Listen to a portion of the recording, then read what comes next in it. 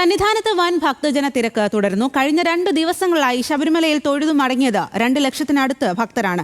അവധി ദിവസങ്ങളിൽ കൂടുതൽ വിശ്വാസികൾ ശബരിമലയിലേക്ക് എത്തുമെന്ന പ്രതീക്ഷയിലാണ് ദേവസ്വം ബോർഡും സുരക്ഷാ ഉദ്യോഗസ്ഥരും.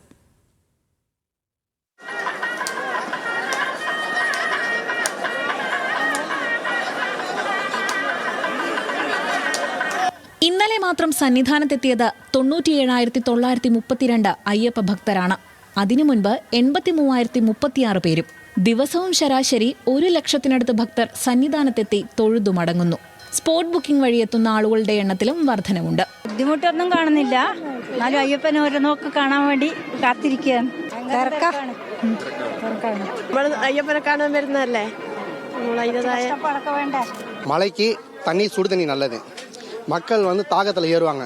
இந்த தண்ணி குடிச்சா கொஞ்சம் ஹெல்த்தியாக இருக்கும். மழை எடுத்து கொஞ்சம் ஈஸியாக இருக்கு. പരവായില്ല, സ്വാമി സാറിനോ.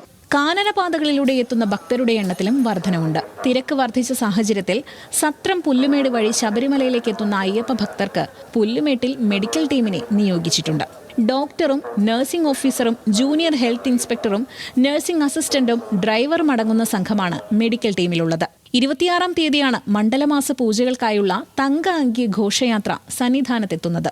27-ാം തീയതി ചടങ്ങുകൾക്ക് ശേഷം അടയ്ക്കുന്ന നട 30-ാം തീയതിയാണ് തുറക്കുക. ന്യൂസ് മലയാളം, സന്നിധാനം.